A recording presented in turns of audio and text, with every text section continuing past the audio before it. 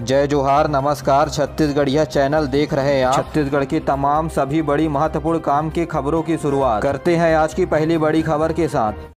प्रदेश में हो रही लगातार बारिश ने स्कूल शिक्षा विभाग की पोल खोल दी है। तालाब में तब्दील हुआ स्कूल, क्लासरूम भी लबालब भरा रहा और क्लासरूम में पढ़ने के लिए बच्चों ने खाली किया वहां भरा हुआ पानी। जी हां, मुंगेली जिला के लोरमी में एक बार फिर स्कूल शिक्षा विभाग की तैयारियों की पोल खुल गई है। मुख्यमंत्री भूपेश बघेल ने स्कूलों का कायाकल्प करने हेतु 500 करोड़ रुपए का बजट रखा था, लेकिन यह दावा भी पानी के साथ डूब गया। पानी भरा होने के कारण स्कूल के बच्चे बर्तन में पानी भरकर फेंकते हुए नजर आए। यह वीडियो लगातार सोशल मीडिया पर वायरल हो रहा है। आपको बता दें कि 1.5 महीने की लंबी छुट्टियों के बाद बच्चे अब स्कूल जा रहे हैं और सोमवार को शाला प्रवेश उत्सव कार्यक्रम का भी आयोजन किया गया पूरे प्रदेश भर में, लेकिन कुछ जगहों पर ऐसी अवस्थाएं भी देखने को मिली है। छत्तीसगढ़ जनता कांग्रेस जोगी की पार्टी अन्य दलों के साथ विलय होने से किया इंकार, जिसकी वजह से अब विधानसभा चुनाव में खुले हैं गठबंधन के रास्ते। जी हां, छत्तीसगढ़ जनता कांग्रेस जोगी की पार्टी अब किसी भी दल के साथ विलय नहीं करेगी। इसके अलावा आवश्यकता पड़ने पर समान विचारधारा के दलों के साथ आगामी विधानसभा चुनाव लड़ने की सहमति भी जताई है। आपको बता दें कि बीते दिनों पार्टी के कोर कमेटी की बैठक हुई है, जिस पर फैसला लिया गया है। इसके अलावा छत्तीसगढ़ जनता कांग्रेस जोगी ने वादा खिलाफी को लेकर के आगामी मानसून सत्र में पहले दिन 18 जुलाई को विधानसभा घेराव करने का निर्णय लिया है, जिसमें प्रदेश भर से हजारों संख्या में बूथ स्तर के जोगी कांग्रेसी शामिल होंगे।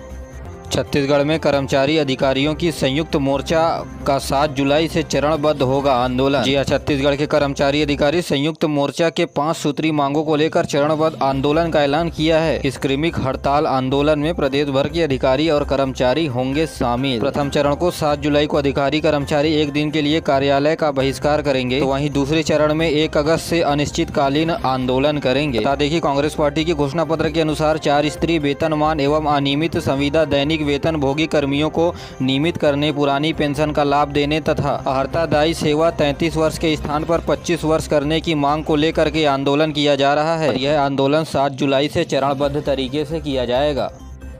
छत्तीसगढ़ में पलक झपकते ही नदी में बह गया निर्माणाधीन पुल का स्ट्रक्चर। दुर्ग, धमधा और अहिवारा विधानसभा को जोड़ने वाली शिवनाथ नदी आमेर और नलकटी नाला के संगम स्थान पर कुछ सालों से पुल का निर्माण किया जा रहा था, जो पहले ही बारिश में बह गया। अधिकारियों के मुताबिक तो पुल का निर्माण अभी तक हो जाना था, लेकिन नहीं हुआ। बताया जा रहा है कि 400 मीटर लंबे बनने वाले इस पुल के लिए 16 करोड़ 40 लाख रुपए की राशि स्वीकृत की गई है। तो वहीं PWD कॉन्ट्रैक्टर के मुताबिक ठेकेदार को इस ब्रिज को निर्माण 11 नवंबर 2020 से शुरू कर 16 महीने में 11 अप्रैल 2022 को पूरा करना था, लेकिन ठेकेदार के निर्माण की देरी की वजह से पुल जून 2023 में 70% भी नहीं बन पाया।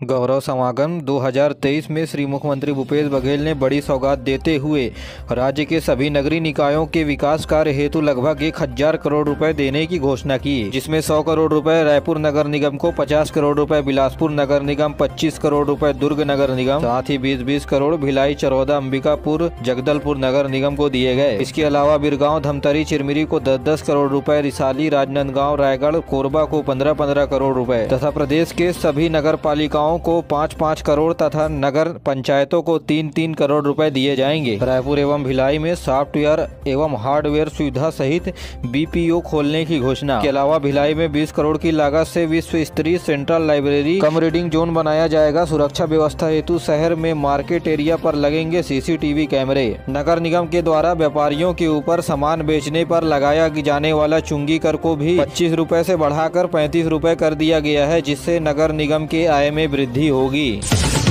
आज मंत्री डॉक्टर प्रेमसाय सिंह टेकाम शैक्षणिक मंडई और मुख्यमंत्री गौरव शिक्षा अलंकार पुरस्कार समारोह में होंगे शामिल। आपको बता दें कि इस मंडई का आयोजन वाड्रफ नगर के Swami Atmanand English medium school में किया जा रहा है।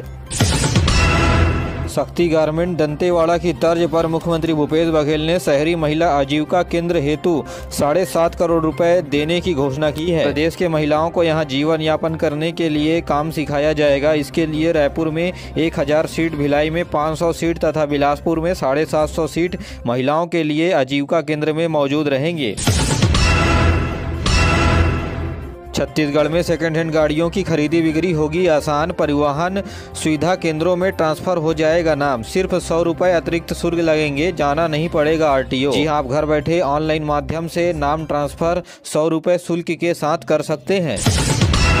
राज्य के सभी राजमार्ग में ई-डिटेक्शन सिस्टम शुरू किया जा रहा है। इसके चलते बिना फिटनेस और बिना टैक्स वाले गाड़ियों का टोल प्लाजा से आवागमन पर चालान ऑटोमेटिक कट जाएगा और चालान कटने के बाद गाड़ी चालक के ऊपर कार्रवाई भी किया जाएगा। इस नियम को देखते हुए अब सभी वाहन संचालकों को सभी प्रकार के दस्तावेज तैयार रखना होगा। छत्तीसगढ़ परिवहन विभाग ने ऐसे गाड़ियों का पता लगाने के लिए NIA उड़ीसा के सहयोग से ई-डिटेक्शन सिस्टम पोर्टल को विकसित किया है, जिसका उद्देश्य आने जाने वाले राष्ट्रीय राजमार्ग में गाड़ियों की जानकारी को इकट्ठा करना है। पहले चरण में टोल नाका को ई-डिटेक्शन सिस्टम से जोड़ा गया है। बाद में खनन और औद्योगिक क्षेत्रों में NPR कैमरे के माध्यम से वाहन में लदे माल और गाड़ी के बारे में जानकारी लिया जाएगा। सुप्रीम कोर्ट के द्वारा 58% आरक्षण में दिए गए फैसले के बाद मुख्यमंत्री भूपेश बघेल ने सभी विभागों को भर्ती प्रक्रिया में तेजी लाने के निर्देश दिए थे, जिसके चलते सामान्य प्रशासन विभाग ने सभी विभागों को आदेश जारी करते हुए कहा, नियुक्ति और चयन प्रक्रियाओं को तुरंत शुरू करें। जानकारी के मुताबिक छत्तीसगढ़ में 58% आरक्षण के मामले को उच्च न्यायालय ने हाईकोर्ट के फैसले पर रोक लगा दिया है, जिसके चलते 58% आरक्षण में लगे स्टे को हटा दिया गया है, जिसके बाद सरकारी पदों में भर्ती का रास्ता साफ हो गया है।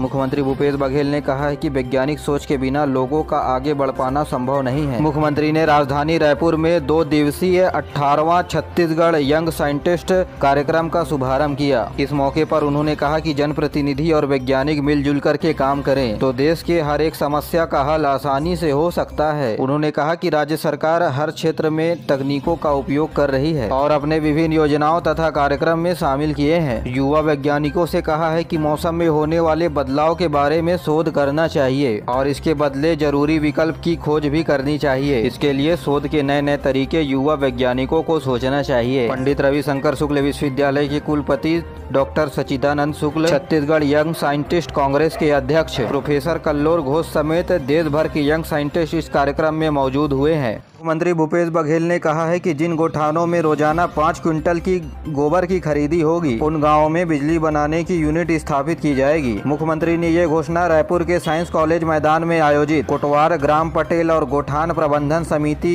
के आभार कार्यक्रम में कहा। इस दौरान वे गोठान समिति के अध्यक्षों और अर्धशासकीय सदस्यों को 1,56 लाख रुपए का मानदेय ऑनलाइन स्वीकृत किया। उन्होंने कहा कि प्रत्येक गोठान के प्रबंधन के लिए 13 सदस्य नियुक्त किए गए हैं। साथ ही गोठान के अध्यक्षों को 750 रुपए और अशासकीय सदस्यों को 500 रुपए की राशि प्रति माह प्रदान किया जाएगा। मुख्यमंत्री ने प्रत्येक समितियों में ग्राम पटेलों को स्थान देने के आदेश दिए हैं। कार्यक्रम में मुख्यमंत्री ने गोबर विक्रेताओं को 9 करोड़ 80 लाख रुपए की राशि ऑनलाइन जारी की।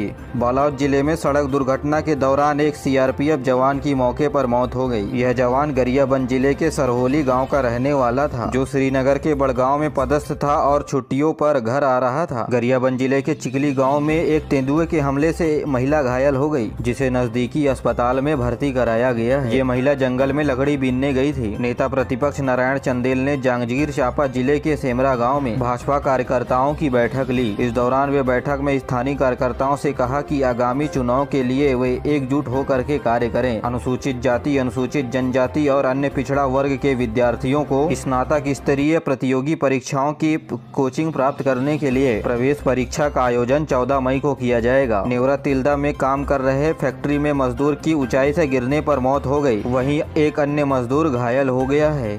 पश्चिमी विक्षोभ के कारण प्रदेश के कई स्थानों पर बारिश की संभावनाएं बनी हुई है। मौसम विभाग ने प्राप्त सैटेलाइट के चित्रों के जरिए कहा है, प्रदेश के अधिकांश हिस्सों पर बादल छाए हुए हैं। प्रदेश में बारिश की वजह से रबी फसलों को भी नुकसान पहुंचा है। मौसम विभाग के अनुसार पिछले 24 घंटे के दौरान पिंडरा रोड और लोरमी में 4 मिलीमीटर बारिश हुआ है। वहीं मनेन्द्रगढ़, तखतपुर, कोटा और बैकुंठपुर में 3 सेंटीमीटर बारिश रिकॉर्ड किया गया है। आज सुबह भी 24 घंटे के दौरान बारिश प्रदेश के कुछ इलाकों पर हो सकती है और इसी वजह से प्रदेश में मौसमी बीमारी का प्रकोप बढ़ गया है। मौसम विभाग का कहना है कि प्रदेश में अगले 24 घंटे के दौरान ओलावृष्टि, बारिश होने तथा वज्रपात होने की संभावनाएं हैं। मौसम विभाग ने अगले 2 दिनों में बारिश और तेज होने की संभावनाएं भी बताई है।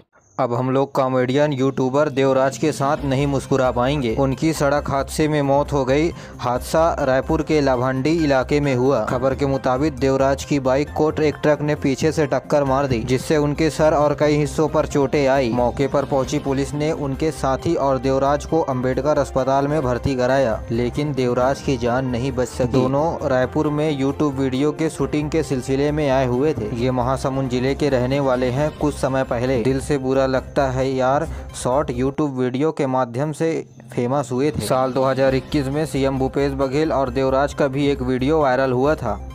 छत्तीसगढ़ में मौसम विभाग ने भारी बारिश की चेतावनी जारी की है। प्रदेश के कई जिलों में ऑरेंज और येलो अलर्ट जारी किया गया। बिलासपुर, पेंड्रा, मुंगेली, कबीरधाम जिले में भारी बारिश से अति भारी बारिश होने की संभावनाएं हैं। मौसम विभाग ने इन जिलों के लिए ऑरेंज अलर्ट जारी किया है। उधर रायपुर में भी रुक रुक करके लगातार बारिश हो रही है। कोरिया में भी जल भराव की स्थिति बन गई है। छत्तीसगढ़ में भारी बारिश की बिलासपुर संभाग के पश्चिमी जिले और रायपुर संभाग के उत्तरी जिले रहने की संभावनाएं हैं। मौसम विभाग ने बताया कि देश में मानसून के बढ़ने के लिए अनुकूल परिस्थितियां बनी हुई हैं। प्रदेश में 27 जून सुबह 8:30 बजे से 28 जून रात 8:30 बजे तक भारी बारिश की चेतावनी दी गई है। तो इसी बीच 26 जून से बच्चों का स्कूल खुल गया है, जिससे आने जाने में बारिश के चलते दिक्कतों का सामना करना पड़ रहा है।